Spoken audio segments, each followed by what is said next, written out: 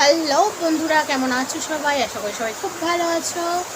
আমিও খুব ভালো আছি। প্রীতি সিম্পল লাইফস্টাইলে তোমাদের স্বাগত জানাই। তো একটা জিনিস দেখাই তোমাদের আমার বাড়িতে, মানে আজ হচ্ছে মঙ্গলবার।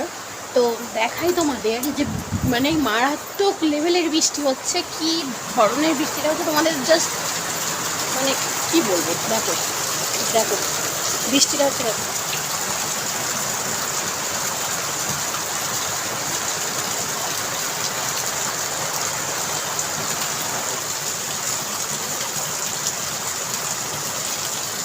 একটাও কিছু দেখা যাচ্ছে না। তোমরা দেখতে পাচ্ছ কি?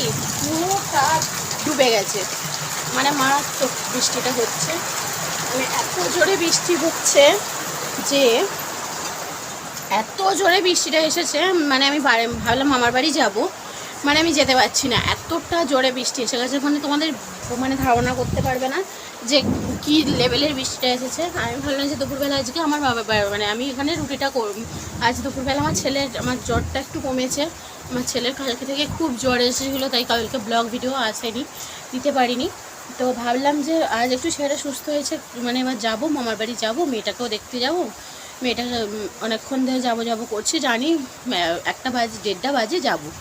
ও বাবা, এতটা পরিমাণ বৃষ্টি এসেছে, তোমাদের দেখালাম, তোমরা বিশ্বাস করবে কি করবে না তার জন্য যে, তাই ভাবলাম তোমাদের দেখাই যে বৃষ্টিটা কতটা জোরে এসেছে।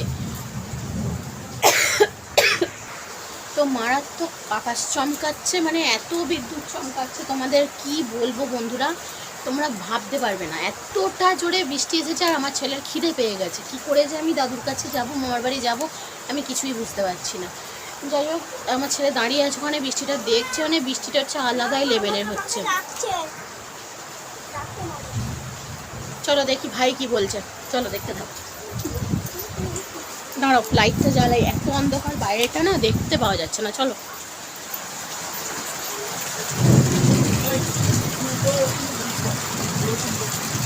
রসুন কোথায় পাবো? কোথায় আছে কিনা তুই এখানে রেখে যা। হ্যাঁ দেখো, দেখতে পাচ্ছ বৃষ্টিটা, মানে মানে সেটা সাদা হয়ে গেছে, এতটাই বৃষ্টিটা খারাপ মানে হচ্ছে, দেখতে পাচ্ছ এতটাই জোরে বৃষ্টি পড়ছে, মানে এত আকাশ চমকাচ্ছে, ভয় লাগছে আমার, লিটারেলি ভয় লাগছে। মানে আমার মা নেই, মা কাজে গেছে, আমার ভীষণভাবে ভয় লাগছে।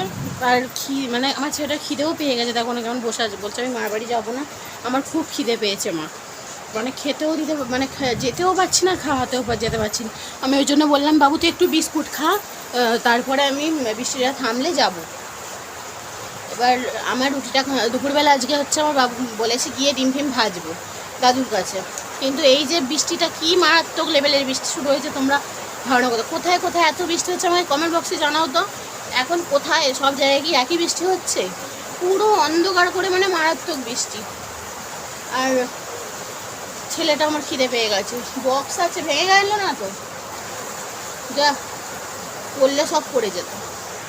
বক্সটা ওখানে রেখেছি, আমার ছেলে দরজাটা খেয়ে করছে, এক্ষুনি ভেঙে চলে যেত পড়লেই। তো চলো দেখতে থাকো, ছোটো একটা ব্লগই নিয়ে এলাম, বেশিক্ষণ দেখবো না, কারণ হচ্ছে বৃষ্টি এত, আমি বৃষ্টিটা নিয়ে আমি তাও একটু যদি থামে তাও আমি মার বাড়িতে যাবো, দেখাতে পারবো কিনা আমি সেটাও জানি না। তো নিশ্চয়ই দেখানোর চেষ্টা আমি করবোই, যে বৃষ্টিটা থামলে আমি যাই, কি যাবো, গিয়ে দেখাবো নতুন নদীর দিকে, নইলে আমি পরে একটা ব্লগ নিয়ে নিশ্চয়ই আসবো। তো আমার বড়মশাই এখনও ফোন করিনি, না এলে আমি খেতেও পারবো না, আমার ছেলেটাও তাও গিয়ে খাইয়ে দিতাম। আমার এতটা জোরে বৃষ্টি পড়ছে, আমি খাওয়াতেও পারছি না, মানে যেতেও পারছি না। তো কী করবো কিছুই বুঝতে পারছি না। তো বন্ধুরা, এইটুকুই ভিডিওটা নিয়ে এলাম, আমি আবার পরে আসবো নিশ্চয়ই সন্ধ্যাবেলা একটা ব্লগ নিয়ে, কিন্তু এখন এইটুকু দেখানোর জন্য তোমাদের শুধু এসছি বন্ধুরা, আর কিছুই না। তো সবাই ভালো থেকো, সুস্থ থেকো, সাবধানে থেকো। কিছুই করছি না, কোনো কাজ নেই যে তোমাদের কিছু দেখাবো, শুধু একটু গল্প করতেই এলাম, আর দেখালাম যে বৃষ্টিটা কতটা জোরে এসেছে। তো চলো আজকের মতো ভিডিওটা এই পর্যন্ত, আমি আবার সন্ধ্যাবেলা একটা ব্লগ নিয়ে আসছি। তো চলো টাটা, সবাই ভালো থেকো, সুস্থ থেকো, সাবধানে থেকো, আমার পাশে থেকো।